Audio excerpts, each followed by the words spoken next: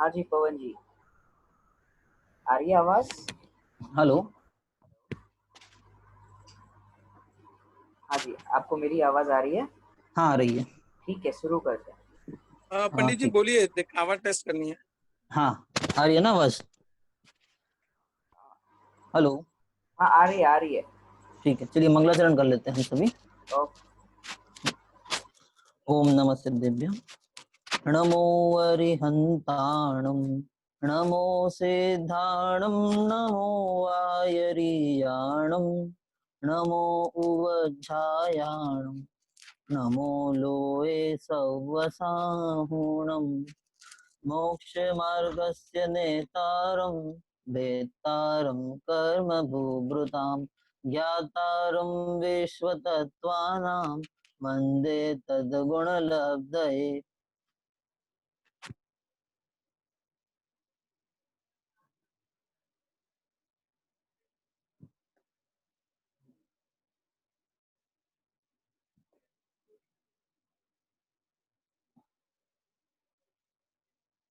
जी, आपको सबको आवाज आ रही है ना? यस यस, आ रही है। हाँ, चलिए हम अपना विषय शुरू करते हैं। हमने विषय लिया है सच्चे देव का निर्णय, है ना? सच्चे देव। अब सच्चे देव हम सब जानते तो है ही। आप सबने सुना है, रोज मंदिर जाते हैं, रोज पूजन करते हैं, रोज दर्शन करते हैं, तो हम सच्चे देव को तो सब जानते हैं। सब जानते हैं ना? कौन कौन से सच्चे देव होते हैं? एक अरहंत और एक सिद्ध। तो ये दो हमारे सच्चे देव हैं। लेकिन हमने विषय रखा है सच्चे देव का निर्णय। अब निर्णय माने कि हमने उन देव का अभी सच्चा स्वरूप समझा नहीं। सच्चा स्वरूप नहीं समझा मतलब कि हम जानते तो हैं, अरहंत हैं, सिद्ध हैं, लेकिन उन सिद्ध के क्या गुण होते हैं, क्या पर्याय होती है, क्या बात उसमें समझने की होती है, उन सब बातों को अपन आज विषय में सम्मिलित करेंगे, है ना? तो अब विषय शुरू करने से पहले हम देव समझते हैं। देव किसे कहेंगे? कि देव माने जो हमारे पूज्य हो, हमारे इष्ट हो, उसका नाम है देव, है ना? तो पूज्य और इष्ट का मतलब कि हमें जिस वस्तु की चाह होती है, उस वस्तु को जिसने प्राप्त कर लिया है, उसको देव कहते हैं। या आसान शब्दों में कहें तो देव माने आदर्श। आदर्श शब्द कहें तो देव। अब आदर्श कैसे कहेंगे? आदर्श कौन होते हैं? कि हमें जिसके जैसा बनना है उसको हम आदर्श कहते हैं। तो हमारे यहाँ वजन भी है ना, अशरीरी सिद्ध भगवान तुम ही आदर्श मेरे, कि आप मेरे आदर्श हो। अब आदर्श को हम देव कैसे कह रहे हैं? जैसे क्रिकेट में सचिन तेंदुलकर भगवान है ना क्रिकेट के, तो वो आदर्श है ना। हजारों लोग जो क्रिकेट खेलना चाहते हैं, क्रिकेटर बनना चाहते हैं, उनके आदर्श हैं। इसीलिए उनको भगवान बनाया, उनको भगवान कहा कि वो क्रिकेट के भगवान हैं। ऐसे ही हमारे यहाँ पे हम अरहंत और सिद्ध बनना चाहते हैं, इसीलिए हमने उनको आदर्श बनाया। ये आदर्श की परिभाषा है। अब इसको, ये जैन दर्शन की विशेषता है कि उस आदर्श को हमने वैसा आदर्श रूप में माना है। क्या माना? कि मुझे भगवान बनना है, इसीलिए वो आदर्श हैं। अन्य दर्शनों में कैसा है कि एक भगवान जो है वो सृष्टि का मालिक है और बाकी सब उसके दास दासी हैं या उसके अंश है, या उसके भक्ति करते हैं तो उनको, उससे उनको सामग्री की प्राप्ति होती है इत्यादि, सब वो सब मान्यता है। लेकिन जैन दर्शन में इससे विपरीत मान्यता है। तो ये विपरीत मान्यता जो है वो क्या है? कि वो और मैं एक समान। तो इसीलिए हमें उन अरहंत और सिद्ध का वो स्वरूप जानना योग्य है जिसके कारण, या जिसको जानने से मैं भगवान के मार्ग पे बढ़ सकूं, तो जानना हुआ। अब हम सब जानते तो है ही, जानते हैं, पूजन करते हैं, सब कार्य करते हैं, पढ़ते लिखते हैं, लेकिन फिर भी हुआ कुछ नहीं। अब इस संबंध में आचार्य कुंद कुंद देव प्रवचन सार की 80वीं गाथा लिखते हैं। आप सबने प्रवचन सार का नाम सुना ही होगा। आचार्य कुंद कुंद देव हुए हैं जिन्होंने 2000 साल पहले प्रवचन सार नाम का एक ग्रंथ लिखा, है ना? वस्तु स्वरूप को बताने वाला एक उत्कृष्ट ग्रंथ। उसकी 80वीं गाथा है। उस 80वीं गाथा में कहा, जो जानदी अरहंतम दौवत्त गुणत्त पज्जयतेहिम सो जानदी अपाणम मोहो खलु जादी तत्सलयम। अब इसका अर्थ क्या हुआ? पहले शब्द, जो जानदी अरहंतम, जो अरहंत को जानता है। क्या करता है? अरहंत को जानता है। कैसे जानता है? दौवत्त गुणत्त पज्जयतेहिम, द्रव्य से, गुण से और पर्याय से। तीन वस्तुएं हो गई। अब आपने सबने बालबोध और ये सब पढ़ा ही होगा तो द्रव्य और गुण और पर्याय इनसे जो जानता है वो सो जानती अपाणम, वो आत्मा को जानता है। और मोहो खलु जाति तत्सलयम, और उसके मोह को नाश का प्राप्त होता है, उसका मोह नाश को प्राप्त होता है। अब हमें ये विचार करना है कि हम अनंत भगवान को जानते हैं, सिद्ध भगवान को जानते हैं, लेकिन जानते हुए भी हमारे मोह का नाश हुआ कि नहीं? हमारे मोह का तो नाश नहीं हुआ, हम तो जैसे थे वैसे के वैसे ही रहे। तो फिर जानना जानना हुआ कि नहीं हुआ? कि हमने जानकर भी उनको नहीं जाना। अब ये नहीं जाना क्यों? क्योंकि हमने उनको द्रव्य गुण पर्याय से नहीं जाना, और द्रव्य गुण पर्याय से नहीं जाना मतलब कि हमने उनको सही स्वरूप में नहीं जाना। तो उनके संबंध में जो कुछ हमारी मिथ्या मान्यताएं हैं, या हम जो बातें मानते हैं वो अलग कौन सी है, और हमें उनको कैसे जानना है, उन सब की बातें करते हैं, है ना। अब देखो इसमें दो बातें हैं, एक तो द्रव्य गुण और पर्याय, तीन हो गई। तो द्रव्य और गुण को तो अलग कर दो। अब अपन बात करेंगे पहले पर्याय से, कि पर्याय से भगवान को कैसे जाने। पर्याय से कैसे जाने मतलब पर्याय अर्थात परिणमन, जो क्रिया या बाहर में दिखाई दे रहा है उसको कहेंगे, है ना। मतलब हमारी पर्याय कैसी है कि हमारी पर्याय अभी मनुष्य पर्याय है ना, उस पर्याय में हम जान देख रहे हैं, वो हमारी पर्याय है। तो ऐसे ही अरंत की क्या क्या पर्याय है। तो अब ये अगर हम प्रश्न करेंगे तो आप सबके पास सामान्य उत्तर होगा ना कि अरंत की पर्याय मतलब कि उनके जो बाहर में सब अतिशय दिख रहे हैं, जो जो हो रहा है, उन सब का नाम पर्याय। तो अब हम अरंत के गुण और पर्याय समझे, तो अरंत के गुण आप सबने पढ़े होंगे बाल बुद्ध में ही, पहले ही भाग में जब हम नमोकार मंत्र पढ़ते हैं उस समय हम पढ़ लेते हैं कि अरंत के कितने गुण होते हैं, 46। आपने सुने होंगे सबने, है ना। पूजन की पंक्ति में भी आता ही है ये, जो पंच अपने समुच्चय पूजन है उसमें जयमाला में अरंत का स्वरूप बताया। क्या है देखो, आपको पंक्ति याद ही होगी, मैं एक बार सिर्फ दोहरा देता हूँ। नसे घातिया कर्म अरहंत देवा, करे सुर असुर नर मुनि नित्य सेवा, दर्श ज्ञान सुख बल अनंत के स्वामी, 46 गुणयुत महाईश नामी। कि हमारे अरहंत परमेष्टि है वो कैसे हैं, अंतिम पंक्ति में 46 गुण युक्त है। कैसे हैं, 46 गुणों से युक्त। अब 46 गुण कौन कौन से होते हैं, आपने नाम सुने, शॉर्ट में सबने सुने होंगे। 46 गुणों में से कि 10 जन्म के अतिशय होते हैं, है ना, 10 केवल ज्ञान के अतिशय होते हैं, 14 देवकृत होते हैं, 8 प्रातिहार्य और 4 अनंत चतुष्ट। ये हो गए 46, है कि नहीं। अब इन 46 गुणों से जो युक्त है उसका नाम अरहंत। तो अब ये जो हमने वस्तु स्वरूप समझा है, इस वस्तु स्वरूप को समझे तो क्या हमें मोह के क्षय की प्राप्ति होगी कि नहीं। ये जो हमने 46 गुण पकड़े हैं, ये 46 गुण उनके वास्तविक सब गुण नहीं है। अब मैं ये बात कौन सी कह रहा हूँ, इसको हम एक आधार लेके कहते हैं। आचार्य समदभद्र हुए कुंद स्वामी के ही पट्ट शिष्य, 1900 साल पहले हुए। उन्होंने एक स्तोत्र लिखा है देवागम स्तोत्र। उस देवागम स्तोत्र में उसका अपर नाम है आप्त परीक्षा, सॉरी आप्त मीमांसा। आप्त मीमांसा में क्या किया है समदभद्र देव ने कि भगवान को परीक्षा करके ही मैं पूजूंगा। क्या कहा उन्होंने कि जैन धर्म जो है वो परीक्षा प्रधानी धर्म है, हमें हर सिद्धांत की, हर वस्तु की परीक्षा करनी है, फिर उसको अंगीकार करना है कि नहीं। तो यहाँ समदभद्र स्वामी कहते हैं कि मैं भगवान की पहले परीक्षा करूंगा फिर उनको पूजूंगा। अब ये तो समदभद्र स्वामी 2000 साल पहले, 1900 साल पहले कह गए, एक स्तोत्र की रचना कर गए।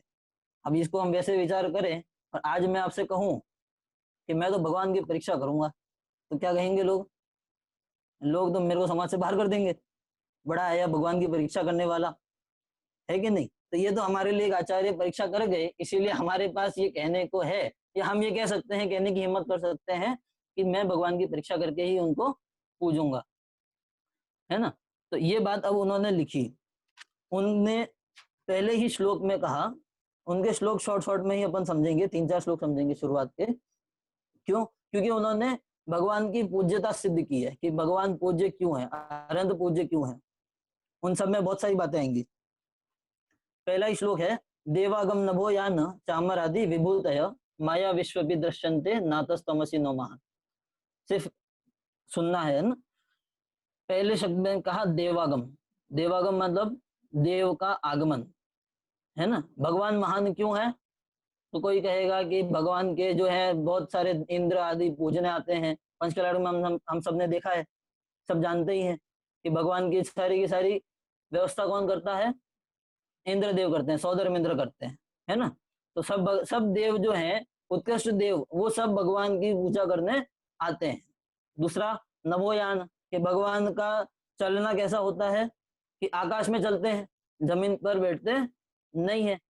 तीसरा चामर आदि विभूतय, कि जो बाहर में हमें चमर आदि दिखाई दे रहे हैं, उन सब विभूतियों से वो युक्त है। अब यहाँ पे लेकिन आचार्य क्या कह रहे हैं, अगली पंक्ति में ही बात उल्टी कर देते हैं। क्या कहते हैं, नातस्तमसी नो महान, इन कारणों से आप महान नहीं हो। मतलब जैसे बाद के टीकाकारों ने ये बात ऐसे समझाई, जो उन्होंने बाद में टीकाएं लिखी, जिन्होंने, अंकलंक देव का नाम सुना है सबने, उन्होंने इसी स्तोत्र पे 116 छंदों का ये स्तोत्र है, इस स्तोत्र पे उन्होंने 800 श्लोक प्रमाण ग्रंथ लिखा, और उसी पे विद्यानंदी आचार्य हुए 10,000 साल पहले, उन्होंने 8,000 श्लोक प्रमाण ग्रंथ लिखा। इतने बड़े बड़े इस पे ग्रंथ हो गए। तो अब यहाँ पर वो क्या कहते हैं अगली पंक्ति में, कि ये सब जो कारण है, इन सबसे मैं आपको महान नहीं मानता।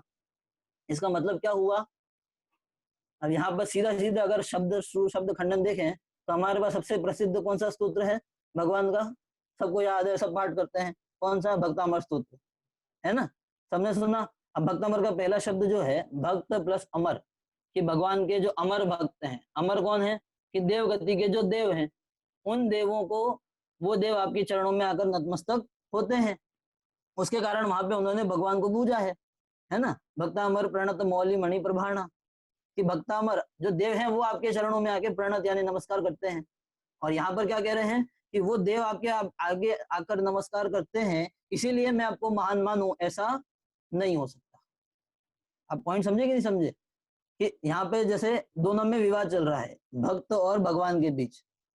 टीकाकारों ने ऐसे स्पष्ट किया कि भक्त और भगवानों के बीच विवाद चल रहा है। भगवान कहते हैं कि ये देखो, क्या देखो, कि मेरे सामने देव आके नतमस्तक होते हैं, मेरा आकाश में गमन होता है, मेरे ये सब छत्र चमर आदि हैं, इसीलिए तुम मुझे पूजा करो। तो समन भद्र स्वामी कहते हैं कि इन कारणों से तो मैं आपकी पूजा नहीं कर सकता।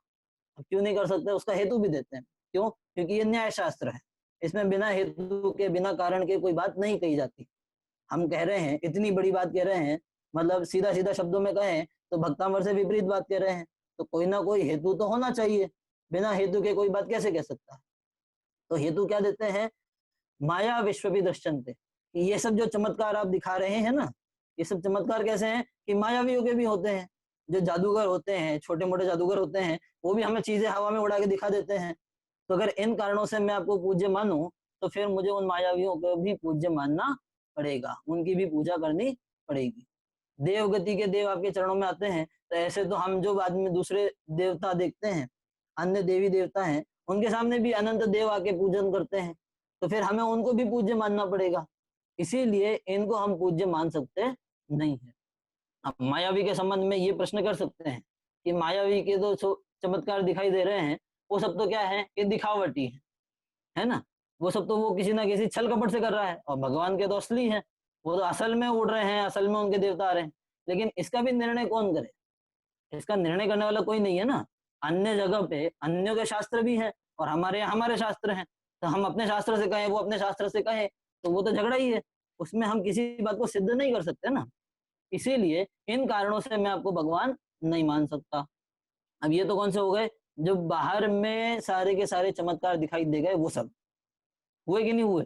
जो बाहर में हमें विभूति दिखाई दे रही है, चमर आदि में अष्ट प्रत्याहार आदि दिखाई दे रहे हैं, उन सब के कारण से उनको महान नहीं कहा, कि इनसे आप महान नहीं हो। फिर और क्या, कि भगवान कहते हैं कि चलो बाहर के मत देखो, फिर क्या देखो, कि ये जो मेरा शरीर है, ये देखो कितना विभूतिमय है, कितना महान उदय है ना। दूसरे श्लोक में कहा कि अध्यात्म बहिरप्यशम विग्रहादि महोदय दिव्य सत्यो दिवोकस्व रागादि मत्सु स।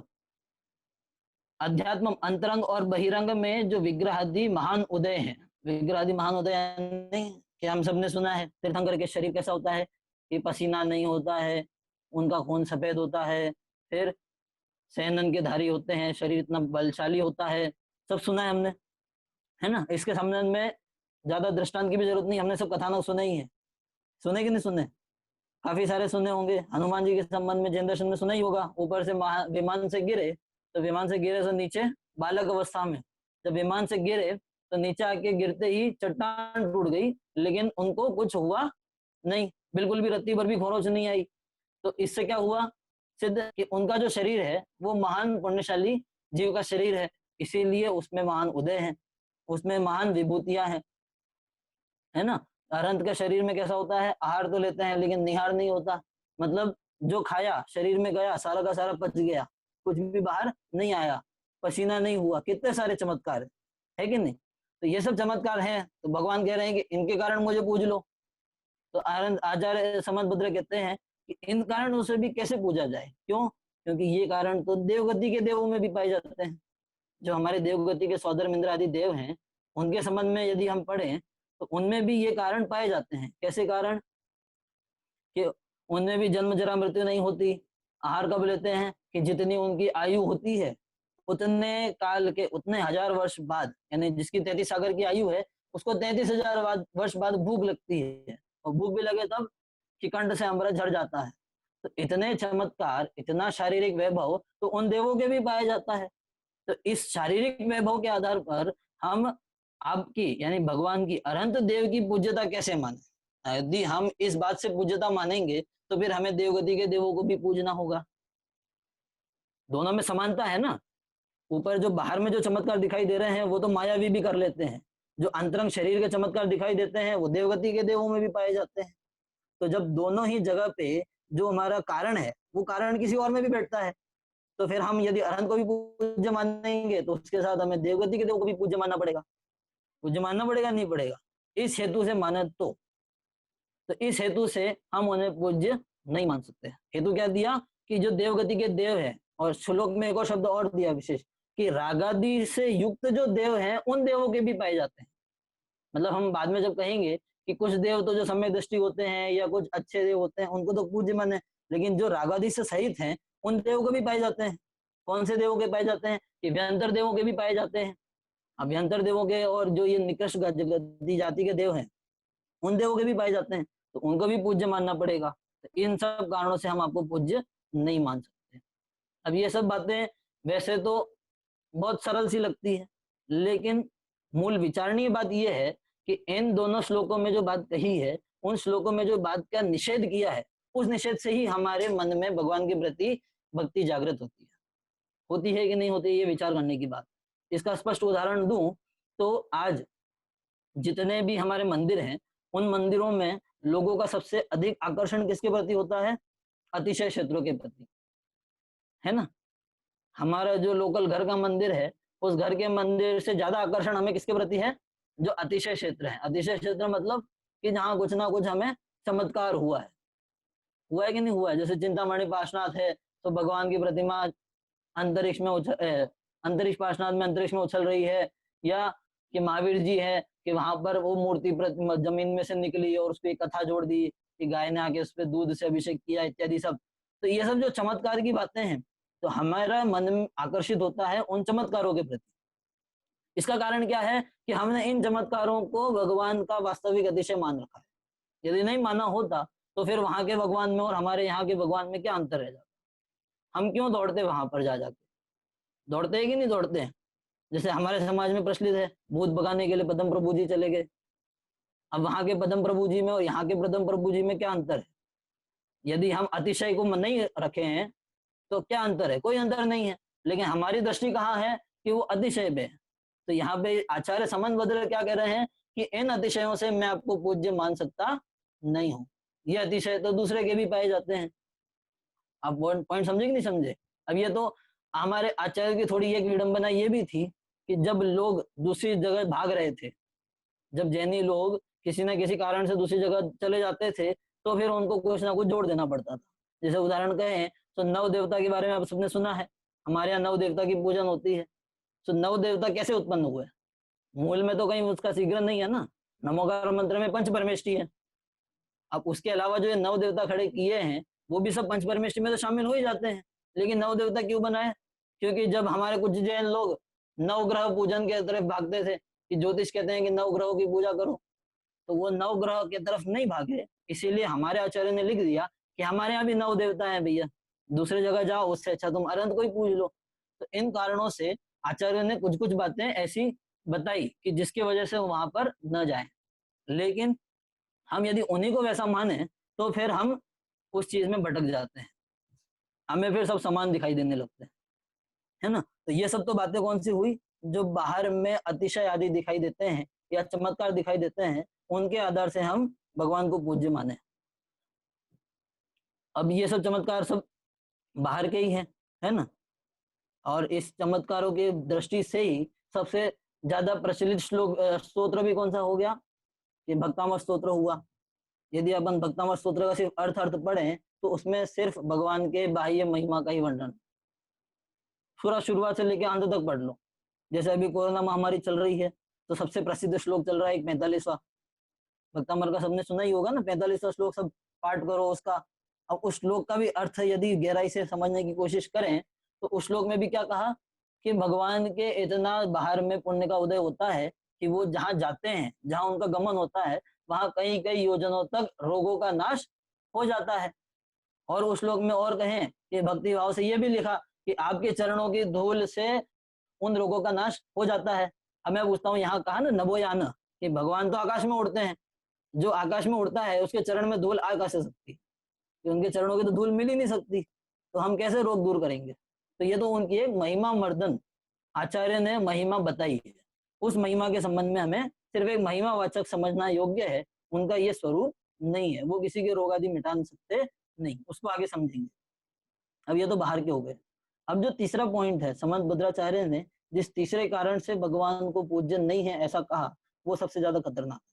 वो बात क्या कही कि तीर्थकृत समय आनम च, कि हे भगवान, या भगवान कहते हैं कि मैंने तीर्थ का प्रवर्तन किया है, धर्म का प्रवर्तन किया है, तो इस धर्म के प्रवर्तन से तुम्हें मेरी पूजा करना योग्य है। मैंने मोक्ष मार्ग बताया है, तो मोक्ष मार्ग बताने के कारण मैं भगवान हूँ या भगवान बन सकता हूँ।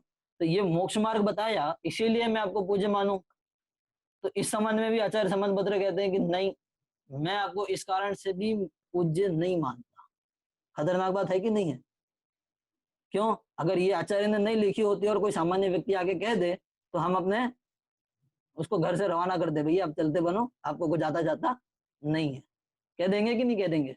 आचार्य लिख रहे हैं ना, तीर्थकृत समय आनम च, कि आपने तीर्थ का प्रवर्तन किया है लेकिन फिर भी मैं आपको पूज्य नहीं मानता। क्यों नहीं मानता, कारण देते हैं। क्या कारण दिया कि यदि तीर्थकृत मानेंगे तो फिर सभी धर्मों के सभी भगवानों ने अपने अपने तीर्थ का प्रवर्तन किया है कि नहीं किया है, कि हर धर्म के एक एक तीर्थंकर होते हैं, यानी एक एक भगवान होते हैं, और उन्होंने अपने अपने धर्म में मार्ग बताया।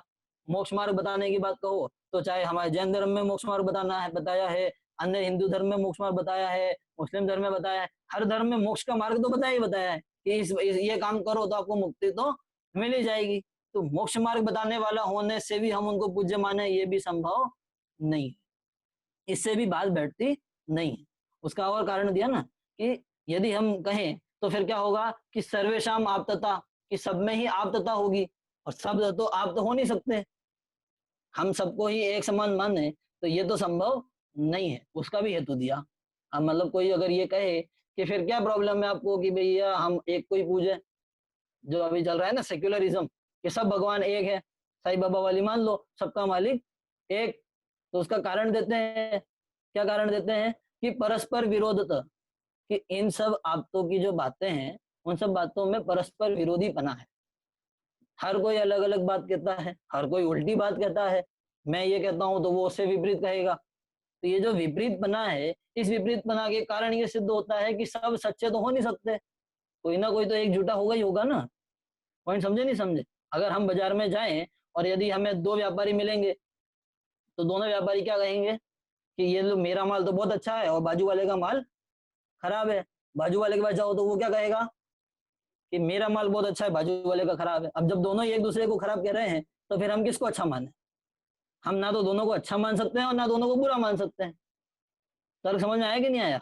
जो अपने अपने तीर्थ का प्रवर्तन कर रहा है वो सब तो यही कहेंगे कि भाई मेरा धर्म महान, मेरा धर्म महान। तो हम किसको महान माने। तो इस कारण से हम किसी धर्म को महान मान सकते नहीं है, किसी को आप्त नहीं मान सकते। तो सब में तो आप्तता हो सकती नहीं है, सब में भगवान बना नहीं हो सकता है, कोई ना कोई एक ही होगा। अब ये सब तो हो गए नेगेटिव पॉइंट्स, है ना। तो इन सब बातों से हम क्या समझे कि ये तो इन्होंने क्या कहा कि जो बाहर में अतिशय थे उनको तो पहले ही उड़ा दिया, फिर कि तीर्थ का प्रवर्तन किया उसको उड़ा दिया। अब बचा क्या? भगवान का स्वरूप क्या बचा? क्या बचा ना, सब कुछ बचा। अभी तो क्या बचा? अब आगे कहते हैं कि अब उन्होंने चौथे और पांचवें श्लोक में भगवान के जो मूल दो गुण है ना, अब ये सब तो विपरीत बातें हो गई। मूल दो गुण है उनके, कौन कौन से दो गुण हैं? जिन्होंने बालबोध भी पढ़ा होगा उनको भी पता होगा। जो हमारे यहाँ जब जब बिल्कुल बालबोध में या बालबोध भाग 2 में देव स्तुति की बात आती है, तो वहीं पर हम ये सीख जाते हैं। कौन कौन सी दो बातें? एक तो है वीतरागता और दूसरी है सर्वज्ञता। कौन कौन सी दो बातें हैं? वीतरागता और सर्वज्ञता, है ना। तो पहला पॉइंट है वीतरागता, कि हम भगवान आपको पूज्य क्यों मानते हैं? क्योंकि आप वीतराग हो। अब इसके लिए भी उन्होंने एक और तर्क दिया है कि वीतराग कैसे होना संभव है। कोई वीतराग कैसे हो सकता है? हम सब तो रागी है ना, आज तो हमें कोई वितरागी दिखाई नहीं देता। तो उसका वो सीधा सामान्य सा तर्क देते हैं कि जब राग की हीनता दिखाई दे सकती है, जब हम किन्हीं किन्हीं उत्कृष्ट पुरुषों में ये देख सकते हैं कि राग जो है वो हीन होता है, कम होता जाता है, वैसे ही उसका नाश भी हो सकता है। तो ये तो उन्होंने एक सामान्य कारण दिया। तो कारण क्या है? वीतरागता। और दूसरा सर्वज्ञता, कि उन्होंने सर्वज्ञ की भी सिद्धि की है कि इस दुनिया में कोई ना कोई सर्वज्ञ तो हो ही सकता है। अब उसका कारण क्या दिया कि हम जिन बातों को अनुमान से जानते हैं, कुछ कुछ चीजों को हम प्रत्यक्ष देख तो नहीं सकते, लेकिन हम अनुमान से उनको जानते हैं कि वो चीजें हो सकती है। उनका उन्होंने उदाहरण दिया, जैसे सूक्ष्म, अंतरित और दूरवर्ती। सूक्ष्म पदार्थ होता है ना, परमाणु आदि। फिर दूरवर्ती यानी हमने सुमेरु पर्वत आदि का नाम सुना है कि वहां पे भगवान का अभिषेक होता है। और काल की अपेक्षा दूरवर्ती की जो हमने पूर्व में राम आदि हुए हैं, जो सब महान पुरुषों की कहानियां पढ़ी हैं, तो वो भी सब काल की अपेक्षा से दूर हुए हैं। और इसके बाद जो तो इस अपेक्षा से इन सब बातों को जो हमें अनुमान से जान रहे हैं। कैसे जान रहे हैं? अनुमान ज्ञान से। कौन सा अनुमान? आगम अनुमान, कि हमने आगम से पढ़ के जो परोक्ष ज्ञान से जाना या अनुमान से जाना है, उन सब बातों को किसी ना किसी ने प्रत्यक्ष देखा होगा। देखा तभी उसने बताया, और फिर बाद में आचार्य ने लिखा। तो इस अपेक्षा से आचार्य ने सर्वज्ञ की सिद्धि सामान्य रूप से की है। लेकिन मूल बात क्या है? मूल एक पंक्ति उन्होंने लिखी जिससे उन्होंने भगवान की पूज्यता बताई। ये सब बातें तो बाहर की हो गई, है ना। सर्वज्ञ में भी आप कभी ये कह सकते हो कि जैसा तीर्थकृत के लिए कहा, ऐसे सर्वज्ञ के लिए भी कहा जा सकता है कि सभी धर्म वाले अपने अपने भगवान को सर्वज्ञ तो कहते ही हैं। सबने ही कहा है ना, सब कहते हैं हमारे भगवान भी सर्वज्ञ थे, तो ऐसे ही हम भी कह रहे हैं। तो मूल एक कारण बचता है, और वो है जिसको वो अपने 6ठे श्लोक में कहते हैं, सिर्फ आधी पंक्ति, सत स तुम्हेवासी निर्दोष हो, कि स वह सर्वज्ञ आप ही हो। क्यों हो? निर्दोष हो, कि दोष रहित होने से। दोष रहित होने से मतलब कि आप में कोई दोष नहीं पाया जाता है, इसीलिए आप सर्वज्ञ हो, इसीलिए आप पूज्य हो, है ना। उसका भी उन्होंने एक तर्क दिया कि युक्ति शास्त्र विरोधी वाक्य, युक्ति शास्त्र से आप अविरोधी हो। आपकी जो वाणी है वो कैसी है कि ना तो किसी युक्ति से न बाधित होती है और ना शास्त्र से बाधित होती है, और ना इसमें कोई विरोध आता है। विरोध नहीं आता का मतलब कि जैन आगम में किसी भी बात का परस्पर विरोध नहीं होता। अब इसका सीधा सीधा अर्थ समझे तो क्या कहेंगे कि भगवान की जो वाणी में बात आई है वो बात कैसी है कि ना तो युक्ति से उसकी बाधा आती है और ना शास्त्र से बाधा आती है, और निर्दोष है। सबसे बड़ा कारण क्या है? निर्दोष। जब हम सर्व वितरागता और सर्वज्ञता इन दो बातों को समझते हैं, तो वहां पे एक बात और कहते हैं कि सर्वज्ञता जो है वो वितराग होने के बाद ही आए तो ही सुख का कारण हो सकती है, नहीं तो नहीं हो सकती। इसका क्या मतलब हुआ कि यदि सर्वज्ञता हमारी अभी की अवस्था में हमें प्राप्त हो जाए तो क्या होगा? किसी अपेक्षा से हम माने और हो जाए तो क्या होगा कि हमें सब पता चल जाएगा कि भविष्य में मैं कहाँ जाने वाला हूँ, भूतकाल में मैं कहाँ से आया हूँ, मेरे कहाँ कहाँ के माता पिता, मेरे संबंधी जन कहाँ कहाँ गए थे, कितने कितने दुख भोगे हैं, और अभी कहाँ कहाँ है, सब पता चल जाएगा। तो जो मन में राग बैठा हुआ है, उस राग से तो मैं अनंत दुखी हो जाऊंगा। यदि मेरा उनके प्रति राग नष्ट नहीं हुआ, अपने आप के प्रति राग नष्ट नहीं हुआ, तो मेरे को जो भविष्य में दुख मिलने वाले हैं उन दुखों को जानकर मैं तो अनंत दुखी हो जाऊंगा। इसीलिए सर्वज्ञता से पहले भी हमने किसको बात ज्यादा जरूरी कहा कि वीतरागता होना जरूरी है। और यही वीतरागता एकमात्र ऐसा लक्षण है जिस लक्षण से हे भगवान मैं आपकी पूज्यता मानता हूँ। समंत भद्र स्वामी क्या कहते हैं कि वीतरागता ही एक लक्षण है जिसके कारण मैं पूज्य मानता हूँ। क्यों मानता हूँ? क्योंकि इसके अलावा बाकी सब बातें जो है वो सब राग सहित कही हुई है ना। हम अपने शास्त्र की प्रमाण किस आधार पे कहते हैं कि जिनेंद्र भगवान की वाणी सच्ची और अच्छी क्यों है? सच्ची क्यों? क्योंकि वो सब कुछ जानते हैं। और अच्छी क्यों? कि किसी के प्रति उनको राग नहीं है और द्वेष नहीं है।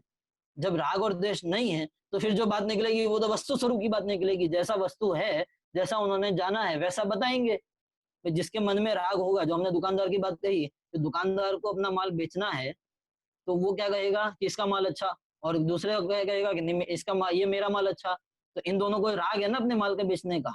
लेकिन यदि हम किसी तीसरे व्यक्ति से पूछे जिनका दोनों ही दुकानदार से कोई संबंध नहीं हो, ना राग हो ना द्वेष हो, तो उसकी जो रिव्यू होगा वो वास्तविक रिव्यू होगा। क्यों? क्योंकि उसको ना इसके बेचने की चिंता है, ना उसके ना बिकने की चिंता है। अब पॉइंट समझ में आया कि नहीं आया? भाई उसको तो वस्तु से मतलब है ना कि किसकी वस्तु वास्तविक अच्छी है। तो जिसको राग नहीं है वो वास्तविक बात बता सकता है। तो ऐसे ही हमने भगवान के संबंध में क्या कहा कि वो वास्तविक में वीतराग है, इसीलिए वो पूज्य है। इसका एक प्रमाण छोटा सा टोडरमल जी ने मोक्ष प्रकाशक में लिखा है, उसको उद्धृत किया है। हालांकि वो बात उन्होंने हिंदू मत से ही ली है। हिंदू में एक भर्तृहरि नाम के ऋषि हुए, आपने नाम सुना होगा, नेट पे जाके सर्च भी कर सकते हैं। हिंदुओं में नीति शतक और वैराग्य शतक आदि करके काफी सारे ग्रंथ हैं। उसमें उन्होंने एक बात लिखी है। क्या बात लिखी? कि वो कहते हैं कि रागियों में हमारे महादेव महान और वीतरागियों में जिनेंद्र भगवान महान। इनके अलावा बाकी सब जो हैं वो तो काम भाव से, काम बाणों से घायल होके पड़े हुए हैं, उनको कभी कोई सुख की प्राप्ति हो सकती नहीं है। अब वो तो हिंदू थे, उन्होंने अपनी बात का खंडन तो नहीं किया, लेकिन रागियों में उन्होंने क्या लिखा कि महादेव महान है और वीतरागियों में जिनेंद्र देव। लेकिन इन दोनों के अलावा बाकी सब तो कैसे हैं कि काम भाव से ग्रसित हैं, उनका सुख की प्राप्ति होना संभव नहीं है, सारे के सारे दुखी। तो ये क्या बात कही कि वो वीतरागता होना ही श्रेष्ठ बात है। अब आचार्य समंत भद्र ने इतनी बातों में तो भगवान की वीतरागता सिद्ध कर दी। फिर उसके आगे उन्होंने जो 116 श्लोक है वो भी पढ़ने योग्य हैं, आप आगे कभी पढ़ें, उसकी प्रेरणा के लिए ही मैंने उनको यहाँ पे उद्धृत किया है। उन सब में उन्होंने स्यादवाद, जो जैन दर्शन का मूल सिद्धांत है, अनेकांत और स्यादवाद, उस सिद्धांत से उन्होंने उस युक्ति शास्त्र के बात को सिद्ध किया है ना। उसमें उन्होंने 6ठे श्लोक में एक बात और, एक पंक्ति और लिखते हैं कि आपकी जो बात है वो कैसी है कि ना तो युक्ति से बाधित होती है और ना शास्त्र से बाधित होती है ना। तो उसमें उन्होंने कई सारी बातें और लिखी। अब ये युक्ति और शास्त्र क्या है कि हम कभी परस्पर विरोधी बातें नहीं कहते हैं। जिसके लिए एक उदाहरण और दे सकता हूँ कि जैसे वेद, हिंदू का जो वेदों का ग्रंथ है उसमें भी अहिंसा परमो धर्म कहा गया। उसी में कहा ना अहिंसा परमो धर्म, जैसा जैन दर्शन में कहा है वैसा वहां पे भी कहा ही है। लेकिन उसी वेद में आगे चल के कहते हैं कि भगवान को बलि चढ़ानी चाहिए। तो वो क्या हो गई? परस्पर विरोधी बातें। एक ही बात में, एक ही ग्रंथ में एक जगह तो कहते हैं कि हिंसा करना पाप है और दूसरी जगह कहते हैं कि नहीं, भगवान के सामने हिंसा करना वो पुण्य है। तो ये वास्तव में यह युक्ति से हमें विरोधी दिखाई देती है ना। तो ऐसे ही यहाँ पर यह सब सिद्ध करते हैं कि यहाँ पे ऐसी कोई बात नहीं है कि जिसको हम आगे सिद्ध करें कि ये युक्ति से ठीक बैठती नहीं। तो ये जो बात है कौन सी? वीतरागता। ये वीतरागता हमारे लिए कसौटी है, हर चीज के लिए कसौटी है। हर चीज के लिए मैंने क्या कहना चाह रहा हूँ मैं, समझे कि आप अपने हर क्रिया में, हर वस्तु में, हर कार्य में, या जैन दर्शन पढ़ते समय किसी भी शास्त्र को परीक्षा करनी हो तो उसके लिए भी कसौटी क्या है? वीतरागता। पूजन में लिखा ना दादा ने, वीतरागता की पोषक ही जिनवाणी कहलाती है। तो जिनवाणी किसको कहेंगे? जो वीतरागता का पोषण करती हो। अब इसका मतलब क्या हुआ? इसका मतलब समझे नहीं समझे कि जिस ग्रंथ में राग के पोषण की बात हो वो ग्रंथ जैन का ग्रंथ नहीं हो सकता। ये कितनी बड़ी बात। मतलब जिस बात से किसी के राग का पोषण होता हो, किसी की हिंसा होती हो, वो सारी की सारी बातें इससे बाहर निकल गई कि नहीं निकली? हम जो क्रिया करते हैं उस क्रिया में, भगवान के प्रति जो भी क्रिया करते हैं, पूजा करते हैं, उस पूजा में यदि अहिंसा का पालन हो रहा है तब तो वो सही है, वीतरागता का पोषण हो रहा है तब तो वो सही है, और जब उसमें राग का पोषण होने लग जाए तब वो गलत है। ये सब सामान्य क्रिया दिखती है ना। तो यहाँ पे क्या कहना चाह रहे हैं कि ये जो भगवान की बात कही है इसके लिए ये वीतरागता ही एक कसौटी है, इसके अलावा और कोई कसौटी नहीं। तो हमने इन दो गुणों को मूल रूप से पकड़ा है। कौन कौन से? एक वीतरागता और एक सर्वज्ञता। ये दो ही ऐसे गुण हैं जिसके कारण हम भगवान को भगवानपना मानते हैं। एक तीसरा गुण और है, हितोपदेशीपना। अब ये हितोपदेशीपना इन दोनों के आधार पर ही खड़ा होता है, और इसको हम सब में घटित नहीं कर सकते। सभी अरंत में हितोपदेशीपना नहीं होता है, क्योंकि कई सारे मुख्य केवली भी होते हैं, बिना उपदेश दिए ही केवल ज्ञान को प्राप्त हो जाते हैं। इसीलिए वास्तव में तो वितरागता और सर्वज्ञता ये दो मूल गुण हैं, और तीर्थंकरों में विशेष करके हितोपदेशीपना होता है। तो ये बातें उन्होंने सिद्ध की। मतलब ये जो पूरा का पूरा वाद विवाद चल रहा था ना, वाद विवाद क्या चल रहा था, समंत भद्र स्वामी में और भगवान के बीच, तो उनने क्या निकाला निचोड़ इसका, कि जो आपके अंतरंग में वितरागता प्रकट हुई और सर्वज्ञता प्रकट हुई, इन दो कारणों से मैं आपको पूज्य मानता हूँ। बाकी जो बाहर में जितने चमत्कार हैं उन सबसे मैं आपको पूज्य नहीं मानता हूँ। तो ये सब बातें उन्होंने यहाँ पे साबित की है। परीक्षा के लिए उनकी परीक्षा की गई, किसकी, भगवान की। तो मैंने पहले ही कहा ना बात, कि ये तो क्या है, आचार्य लिख गए और इसीलिए हमने भी उनके आधार पे परीक्षा कर ली, नहीं तो हमारी या आपकी या किसी की हिम्मत नहीं हो सकती कि सबके सामने, दुनिया के सामने हम कहें कि हम आपके भगवान की परीक्षा करें, है कि नहीं ये बात।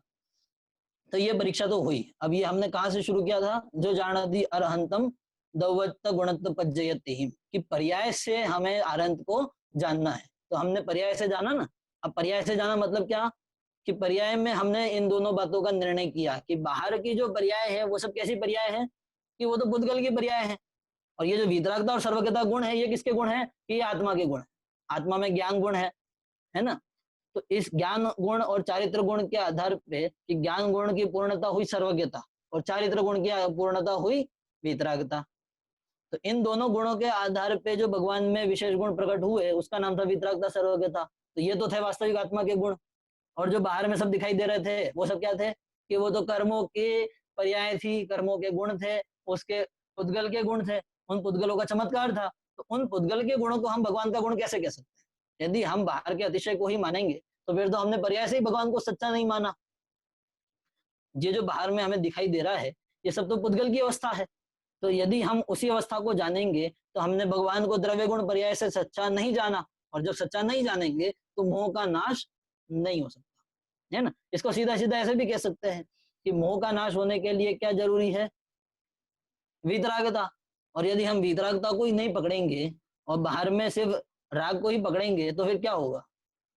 अब पॉइंट समझे नहीं समझे। ये सब जो हम सब बातें सब कहते हैं कि हमें तो भगवान के प्रति बहुत भक्ति है, तो क्या होगा कि आप ही हमारी नैया पार लगा दो। भगवान के सामने गीत गाए जा रहे हैं, तो उन गीतों में क्या होगा कि वो तो नैया पार कैसे लगाएंगे, वो तो वीतरागी है, वो किसी की नैया पार नहीं लगा सकते। हमने सुना ही है ना, आदिनाथ भगवान पहले तीर्थंकर हुए और उनको अपने पोते मारीची को मोक्ष ले जाना चाहिए था कि नहीं चाहिए था।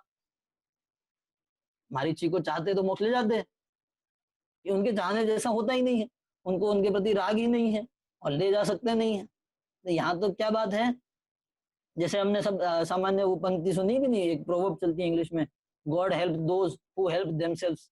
भगवान किसकी मदद करते हैं, जो खुद की मदद करते हैं। ये तो सामान्य बात है ना, सामान्य लोक में प्रचलित एक वाक्य है।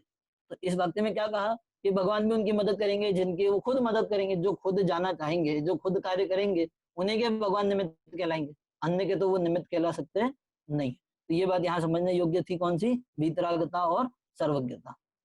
अब और कहीं कहें तो हमने जो पहले 46 गुण कहे थे भगवान के, कितने, 46, तो वो 46 में से 42 गुण तो कौन से थे, जो बाहर के थे, और बाकी 4 गुण बचे, कौन से, अनंत चतुष्टय, अनंत सुख, अनंत वीर्य, अनंत ज्ञान और अनंत दर्शन।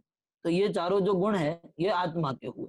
तो इन आत्मा के गुणों का आधार पे ही हम भगवान को जान सकते हैं, उनके आधार पे हम जान सकते नहीं है। तो ये सब तो क्या बात हुई, पर्याय से, है ना। पर्याय से उनमें और मुझ में भिन्नता है। क्या भिन्नता है, कि वो भगवान बन गए हैं, हम भगवान बने नहीं है, हमारे वितरागता और सर्वज्ञता प्रकट हुई नहीं है, तो हम तो पर्याय से भी दूर है। तो सिर्फ हमने अभी पर्याय से जाना, अब हम जानते हैं द्रव्य से और गुण से। तो द्रव्य और गुण से हम कैसे जान सकते हैं, तो द्रव्य अपेक्षा से भगवान में और बाकी आत्म द्रव्यों में क्या अंतर है, कि कोई अंतर नहीं है। आचार्य कुंद ही एक श्लोक में लिखते हैं, उसका पद्यानुवाद इसमें कुंद शतक में दूसरे ही नंबर पे लिया है ना। वो उसका पद्यानुवाद ही पढ़ लेता हूँ, आपको पद्यानुवाद से समझ में आ जाएगा। अरहंत सिद्धाचार्य पाठक साधु है परमेष्टि पण सब आत्मा की अवस्थाएं आत्मा ही है शरण। ये जो अनंत सिद्धाचार्य उपाध्याय साधु, ये पांचों परमेष्टियां हैं, ये परमेष्टि क्या है कि ये सब आत्मा की अवस्थाएं हैं। आत्मा की अवस्था है कि नहीं है? आत्मा की अवस्था से मतलब कि जो जिस आत्मा ने अपने आत्मा को जाना वो अनंत परमेष्टि या सिद्ध परमेष्टि या साधु परमेष्टि बना, और जिनने नहीं जाना वो अभी अपने इसमें पड़े हुए हैं। और कहें तो परमात्मा के दो भेद किए, एक कारण परमात्मा और एक कार्य परमात्मा। कारण परमात्मा मतलब कि जिसमें भगवान बनने के कारण पड़े हुए हैं, और कार्य परमात्मा यानी जो बाहर में कार्य रूप से परमात्मा बन गए। तो उन दोनों का परमात्मा बना तो एक ही है। जैन दर्शन की मूल बात तो यही है ना, मैं स्वयं भगवान हूँ वाली। तो मैं स्वयं भगवान हूँ कहेंगे तो द्रव्य से तो यही जानना हुआ कि द्रव्य अपेक्षा से अनंत भी वही जीव द्रव्य है और मैं भी वही जीव द्रव्य हूँ, है ना। और इसके सब पूजनों की पंक्ति में ही पड़ा हुआ है इन सब बातों को।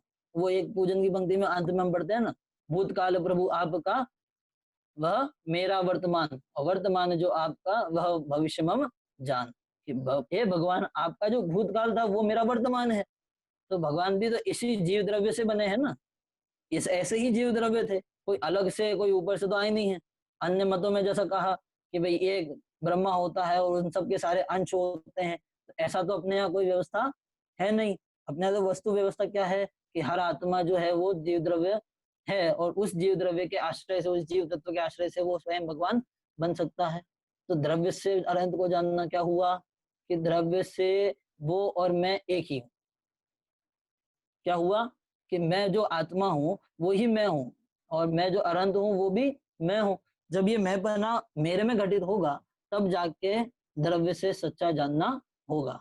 इसको और विशेष कहें तो प्रवचन सार में ही शुरुआत में ही जब नमस्कार मंगलाचरण करते हैं तो वहां पे उन्होंने दो प्रकार के नमस्कार बताए, एक द्वैत नमस्कार और एक अद्वैत नमस्कार, है ना। थोड़ा सा गहराई हो गई।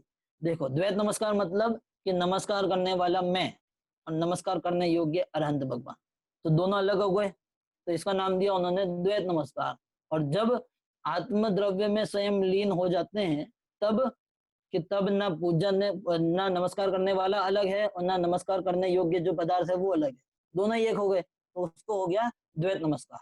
इसको बहुत सरल तरीके से या सामान्य शब्दों में कहें तो जैसे मुनिराज के जो अष्टगुण होते हैं, सॉरी, मुनिराज के जो 28 मूल गुण होते हैं, 28 मूल गुणों के बारे में सबने सुना है। उसमें 6 आवश्यक होते हैं। तो 6 आवश्यकों में जो गृहस्थ के 6 आवश्यक हैं और मुनिराज के जो 6 आवश्यक हैं उन दोनों में बहुत अंतर है। गृहस्थ के 6 आवश्यक में पहला कौन सा है? देव पूजा। और मुनिराज के 6 आवश्यकों में पहला कौन सा है? कि स्तुति वंदन। तो वो भगवान की स्तुति वंदन तो करते हैं लेकिन पूजा नहीं करते। उनको देव दर्शन का कोई नियम नहीं है। मतलब जैसा नियम हमारे लिए कहा गया है कि हमें रोज जाके अनंत के सिद्ध के दर्शन करने हैं, पंच परमेष्टि के दर्शन करने हैं, ऐसे दर्शन करने का नियम मुनिराज के लिए तो नहीं लिखा। तो क्यों नहीं लिखा? क्योंकि वो स्वयं जो आत्मा के दर्शन कर रहा है उनको भगवान के दर्शन करने की क्या आवश्यकता है? जब वो आत्मा में लीन होंगे तब तब तो वो स्वयं अपने अंदर बैठे भगवान आत्मा का दर्शन कर लेंगे। इसीलिए उनके लिए वो नियम नहीं बनाया। आप पॉइंट समझे नहीं समझे कि जब हमने आत्मा को ही अनंत और सिद्ध समान कहा है तो फिर उसमें और अनंत में अंतर क्या रहा? तो हमारे लिए क्यों कहा कि हमारी भूमिका भी प्राथमिक भूमिका, हमारे में भी इतना योग्यता नहीं है कि हम अंदर बैठे भगवान आत्मा के दर्शन कर सके। इसीलिए हम भगवान के सामने जाके उनके दर्शन करते हैं। और जिन दर्शन कर निज दर्शन पा, यही मार्ग है कि हमें उनके दर्शन करके भी क्या देखना है कि हमें तो उनको आईने के समान देखना है, कि उनमें भी मैं दिखाई दूं कि मैं भगवान आत्मा हूँ, ऐसा दिखाई दे। उसका नाम हुआ द्रव्य से भगवान को जानना। तो इस अपेक्षा से पूरा बात सिद्ध होती है। कौन कौन सी? कि मैंने अनंत भगवान को द्रव्य से, गुण से और पर्याय से जाना, है ना। गुण भी इसमें शामिल हो गए, इसमें हो गए, चाहे द्रव्य में शामिल करो चाहे पर्याय में शामिल करो। क्यों? क्योंकि पर्याय किसे कहते हैं? गुणों के परिणमन को पर्याय कहते हैं। तो हमने जो वीतरागता और सर्वज्ञता इन दो गुणों को, इन दो पर्यायों को पकड़ा है, तो ये गुण मैंने इनके गुण भी बता दिए कि वीतरागता कौन से गुण की पर्याय है? कि चारित्र गुण की पर्याय। और सर्वज्ञता कौन से गुण की पर्याय है? कि ज्ञान गुण की पर्याय। तो हमने वास्तविक ज्ञान गुण को भी समझा, चारित्र गुण को भी समझा। इनको समझना। अब ये जो इतनी सब बातें हैं, इन सब बातों में सब कुछ आ गया। सब कुछ कैसे आ गया? मैं कहता हूँ गुणस्थान भी आपने समझ लिया। कभी जाके गुणस्थान की परिभाषा देखना। गुणस्थान की परिभाषा क्या है? कि ज्ञान और चारित्र गुण की जो अवस्था होती है उसका नाम गुणस्थान। जो ज्ञान गुण है और चारित्र गुण है उनकी अवस्था का नाम गुणस्थान है। तो ये सब जो बातें हैं सब इसमें शामिल हो गई कि अरंत को हमने द्रव्य गुण पर्याय से जाना, तो उसका नाम क्या हुआ कि सो जानती अपाणा, वो आत्मा को जानता है और उसके मोह का नाश होता है। मोह का नाश कैसे होता है? जब समय दर्शन होगा तब नाश होगा। जब हम सर्वज्ञता गुण को समझेंगे, सर्वज्ञता गुण के आधार पे हम ये श्रद्धा करेंगे कि हे भगवान आप वीतराग हो, आप सर्वज्ञ हो, आपने जो कहा वो बात सच्ची है, उस बात के आधार पे वेद विज्ञान करेंगे तो हमारे मोह का नाश होगा। शिव बुद्धि मुनिराज का याद है ना सबको? शिव बुद्धि मुनिराज ने क्या किया? एक आत्मा को जान लिया कि आत्मा भिन्न है और शरीर भिन्न है, तो जानना तो केवल इतना ही था। तो जो अनंत को द्रव्य गुण पर्याय से जाने, चाहे आत्मा को जाने, उनके मोह का नाश को प्राप्त हो सकता है। तो ये सब बातें इसीलिए कही। तो ये क्या है? वास्तविक निर्णय। इसी निर्णय पे हमें पहुंचना है। इस निर्णय पे यदि नहीं पहुंचते हैं तो फिर हम तो सब बाहर में ही घूमते रह गए। कोई अच्छी वस्तु आई और उस वस्तु की सिर्फ जो बाहर की पैकेज थी, वो पैकेज देख देख के हम खुश हो रहे हैं और उसको हमने कभी खोला नहीं, कभी उसके अंदर झांकने की कोशिश नहीं की, और सिर्फ बाहर में प्रशंसा किए जा रहे हैं कि बाहर में बहुत अच्छा है, बहुत अच्छा है, अनंत परमेष्टि का शरीर बहुत अच्छा है, उसमें पसीना नहीं होता है। तो ये सब बातें जब तक हम ऐसे ही करते रहेंगे, जब हम ऐसा ही स्वरूप समझेंगे, तो फिर हमें उससे मोह का नाश को प्राप्त हो सकता नहीं है। देशनालब्धि मिलेगी ना समय दर्शन होने से पहले, वो सब इसी आधार से मिलेगी कि जब हम मूल स्वरूप को समझेंगे। हर वस्तु का मूल स्वरूप समझना जरूरी है, उसी के आधार से सब बातें सिद्ध होती है ना। ज्यादा के शब्दों में कहें तो दादा तो ये कहते हैं कि भक्तामर जो है वो तो क्या है कि वो तो सिर्फ महिमा मंडन है, सिर्फ महिमा है उसमें, उसके अलावा और कुछ विशेष समझने वाली बात नहीं है। अब एक प्रश्न ये भी कर सकते हैं कि महिमा फिर इतनी आचार्य ने लिखी क्यों? जैन दर्शन जो है वो तो अकर्तृत्ववादी दर्शन है, लेकिन कि उनको महिमा आती है, आचार्य को महिमा प्रकट होती है। अब इसका क्या उदाहरण कहें? जैसे सीधा शॉर्ट सा उदाहरण कहें तो जो स्कूल में फर्स्ट आने वाला बच्चा होता है ना, जिसके सबसे अच्छे मार्क्स आए हो या जो टॉप आया हो, अब उसका जब इंटरव्यू लेने जाएंगे तो क्या कहेगा? मैंने बहुत मेहनत की इसीलिए पास हुआ, ऐसा कहेगा। लेकिन बाद में एक साथ ये भी जोड़ेगा, क्या जोड़ेगा? कि मेरे वो टीचर थे, उन टीचर ने मुझे बहुत अच्छे से पढ़ाया इसीलिए मैं पास हो गया। अब अंतरंग में तो वो भी ये बात जानता है कि पढ़ाई तो मैंने की थी, और वो टीचर भी ये बात जानता है कि मैंने जो पढ़ाया था, अगर मेरे पढ़ाने से पास होते तो सारे बच्चे फर्स्ट आते, सब नहीं आए ना, तो ये तो उस बच्चे की ही योग्यता है। लेकिन उस योग्य बच्चे की योग्यता होती है कि उसको अंदर में बहुत बहुमान आता है, वो बहुमान प्रकट किए बिना नहीं रहता। ऐसे ही आचार्यों को भी बहुत महिमा आती है। जिन आचार्यों को वास्तव में सम्यक दर्शन सम्यक ज्ञान की प्राप्ति हुई है, जिन आचार्यों को आत्मा की प्राप्ति हुई है, उसको भगवान की प्रति महिमा आए बिना रह सकती नहीं है। वो कितना ही अपने अथक प्रयास से, कितना ही अपनी मेहनत से किया हो, लेकिन फिर भी कहेगा तो यही कि हे भगवान आपके निमित्त से ही हुआ है। और बात ऐसी ही है ना। जैसे आपने सबने दादा की जो मैं स्वयं भगवान को कहानी पढ़ी है, लगभग सभी ने पढ़ी होगी, जो करोड़पति रिक्शे वाली की कहानी है ना। करोड़पति रिक्शे वाले की कहानी क्या है? शॉर्ट में आपको सबको सुनना तो होगा, लेकिन फिर भी एक याद करा देता हूँ कि जो सेठ का पुत्र है और सेठ जी तो चले गए, तो वो धन तो किसी बैंक में रख गए कि अगर इसके हाथ में अभी से पड़ गई तो ये सारा का सारा उड़ा देगा। तो थोड़ा सा बचा के चले गए और एक अपने मित्र को कह गए कि जब ये 18 वर्ष से ऊपर हो जाए तब इसे बता देना।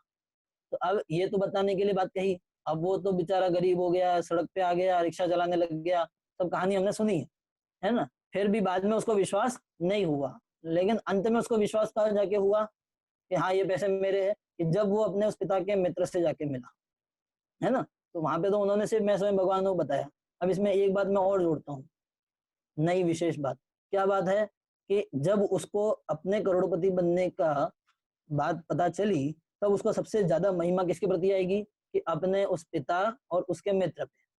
किसकी महिमा आएगी? उस मित्र पे भी आएगी ना। अब पैसा किसका था? कि उसका स्वयं का था। मिला किसको? उसको स्वयं को मिला। लेकिन बताने वाला कौन था? कि वो जो उसके पिता के मित्र थे, चाचा जी थे, समझो जो भी थे। तो उस मित्र के प्रति उसको कितनी महिमा आएगी कि इनके प्रति इनके पास में आया तब जाके मुझे धन की प्राप्ति हुई है। धन तो किसका था? मेरा स्वयं का ही था।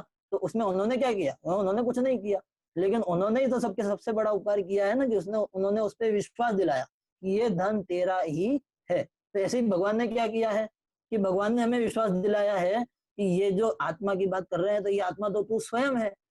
अब आत्मा मेरी तो मेरी होने के बावजूद भी मुझे ये विश्वास आया किससे, कि ये देखो भगवान बन गए हैं कोई तो। आप पॉइंट समझे नहीं समझे?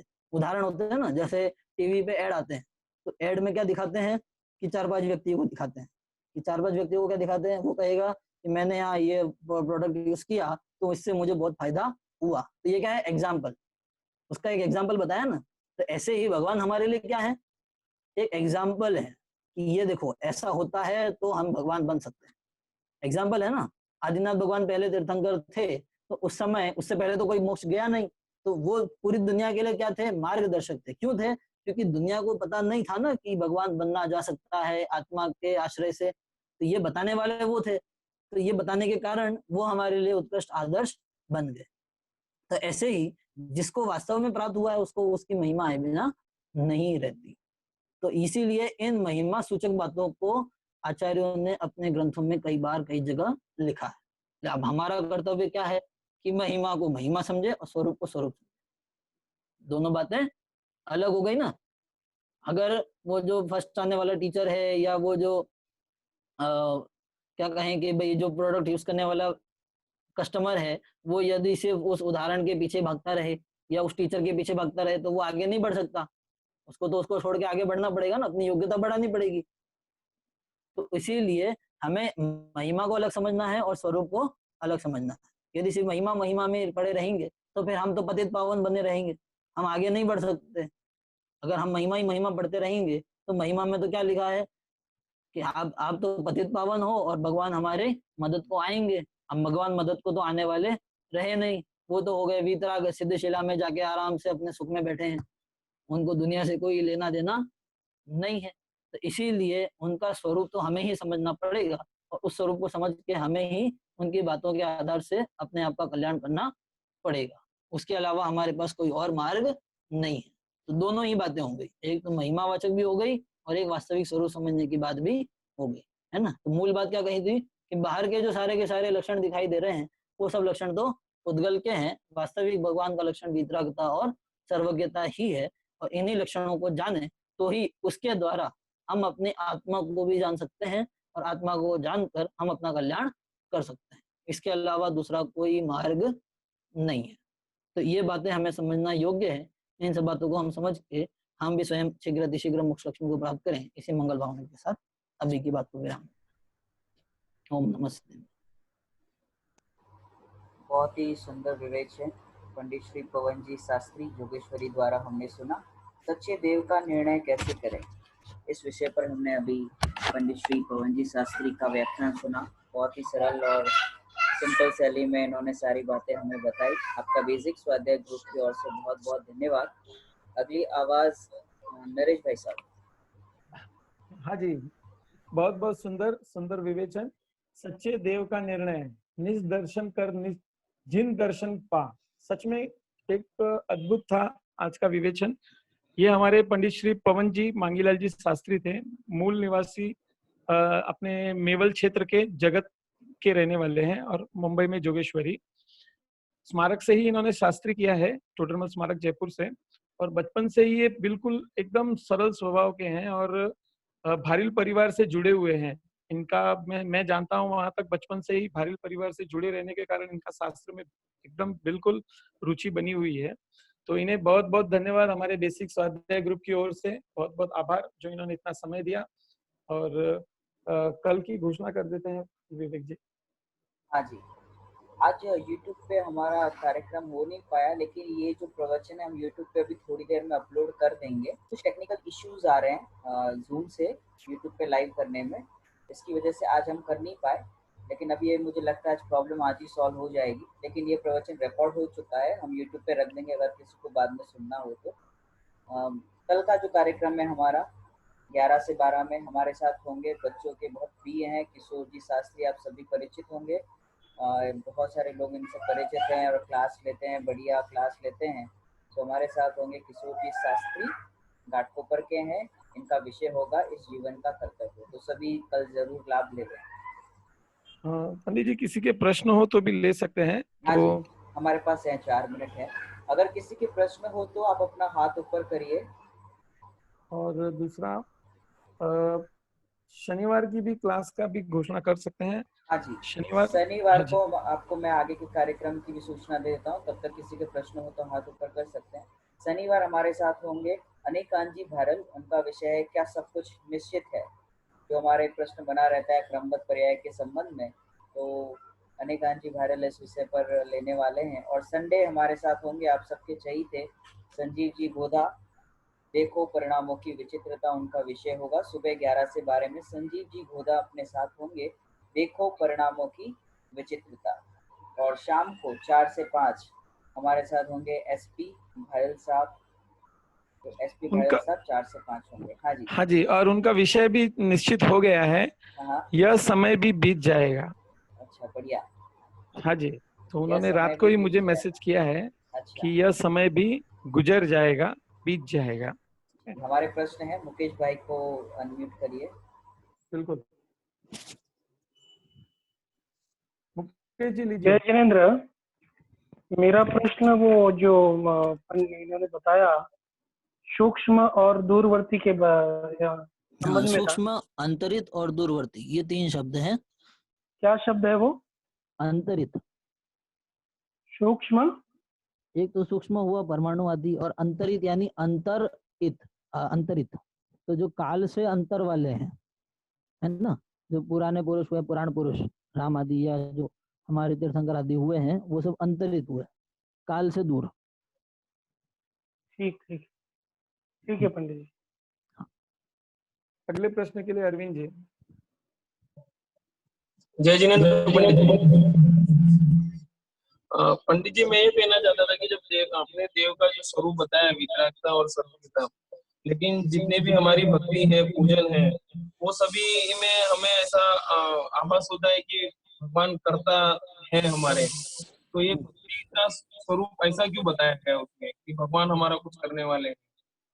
नहीं, ये हाँ, ये बात तो मैंने ये भी राग काफी विस्तार से लिखी है कि वो महिमा उनको आती है ना आचार्यों को, जिसको महिमा आएगी वो महिमा में वैसी बात कहेगा। तो वो सब महिमा सूचक बात किसकी है कि जब बहुमान बहुत अधिक आता है और बहुत अधिक उनके प्रति भक्ति होती है, तो ऐसी बातें लिखी जाती हैं।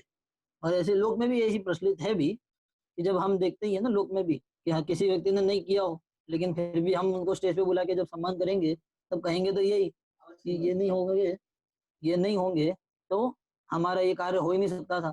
भाई हम जब समाज में भी किसी का सम्मान करने बुलाएंगे स्टेज पे, तो क्या कहेंगे कि ये व्यक्ति यदि नहीं होता तो हमारा काम नहीं होता। लेकिन सारे समाज वाले, सारे लोग जानते हैं ना, किसी के नहीं होने से कोई काम रुकता तो है नहीं। तो बहुमान में ऐसी बातें कही जाती है।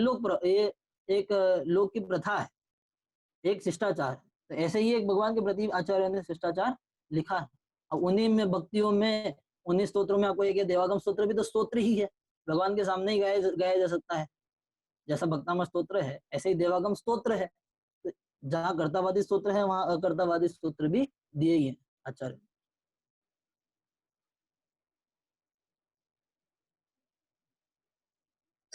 बहुत सुंदर। अब शायद प्रश्नोत्तरी समाप्त हो चुकी है। जिनवाणी स्तुति के लिए विवेक जी लीजिए। उसके पहले ये कहना चाहेंगे कि ये जो YouTube की लिंक है अभी आपको अपलोड कर देंगे हम 15 मिनट बाद, तो आप आगे फॉरवर्ड कर सकते हैं YouTube लिंक। या किन्हीं कारणों से Zoom ऐप का प्रॉब्लम है, इसके लिए हम लाइव नहीं कर सके YouTube पर, इस कारण से। हाँ विवेक जी, अब आगे आप लीजिए। जी, अब हम जिनवाणी स्तुति करते हैं। निज निधि निज में बताई, यह अनंत उपकार है, इसके लिए जिनवाणी माँ को वंदना शतवारे है, इसके लिए जिनवाणी माँ को वंदना शतवारे है। सभी लोग 9 बाण मुकर मंत्र का जाप करें।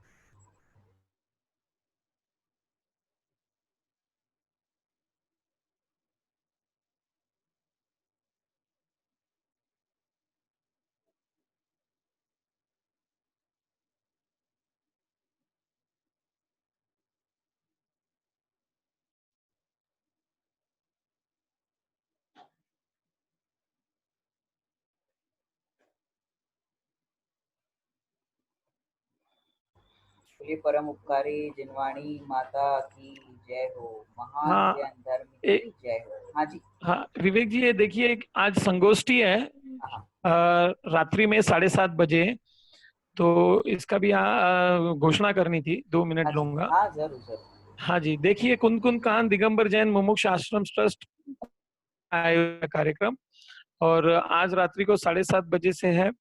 और इसके बारे में एक चेतन जी, अगर आप साथ में हो तो आप ही इसके बारे में जानकारी दें। चेतन जी, पंडित चेतन जी। जी जय जिनेंद्र, मैं साथ में ही हूँ आप सभी के। सभी को बिल्कुल। जय जिनेंद्र। बहुत सुंदर चर्चा आज भाई पवन जी के द्वारा यहाँ पर रही।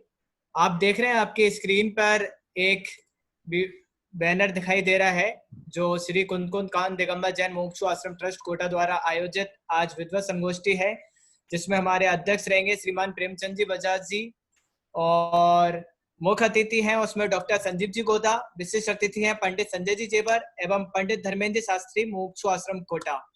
मैं चाहता हूं आप सभी जरूर जरूर इस गोष्ठी का लाभ लेवें। एवं ये गोष्ठी मुमुक्षु आश्रम कोटा यूट्यूब चैनल है, मुमुक्षु आश्रम कोटा आप देख रहे होंगे, यहाँ लिखा हुआ है मुमुक्षु Live आश्रम कोटा, इस पर लाइव रहेगी। तो प्लीज आप इस चैनल को जरूर, नहीं तो आप गोष्ठी का लाभ नहीं ले पाएंगे। मुमुक्षु आश्रम कोटा, तो ये नरेश जी आप तक पहुंचा देंगे, विवेक जी आप तक पहुंचा देंगे, अरविंद जी पहुंचा देंगे, जो भी हैं सब आप तक पहुंचा देंगे इसको। तो आप इस चैनल को सब्सक्राइब कर लें और सभी इसका लाभ लें। Thank you Vivek ji, Naresh ji, thank you. Welcome sir, बहुत बहुत धन्यवाद। जय सभी को जिनेंद्र। जय जिनेंद्र। शाम की हमारी कक्षा यथावत चलेगी, छडाला वाली कक्षा 8 से 9। सभी को जय जिनेंद्र, और पवन जी को एक बार फिर से बहुत बहुत धन्यवाद, आपने अपना समय दिया। जय जिनेंद्र।